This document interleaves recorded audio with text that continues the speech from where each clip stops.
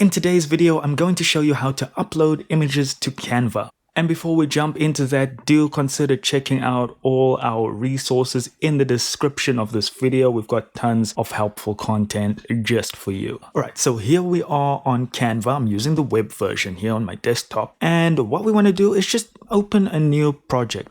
I usually use presentation, whichever one works for you. Maybe you have an existing project. Now, of course, we can get images from Elements, but that's going to pull images from all over the web. We want to use our local files. So what we want to do is go to Uploads on the left-hand side here. And here in Uploads, we just need to click on Upload Files. And you'll see inside here, it'll open up your file explorer and you can just navigate to whatever file and upload it into Canva. It's that easy, guys. Do remember we have tons of helpful resources for you in the description of this video, so check that out. Do consider liking and subscribing, and I'll see you in the next one.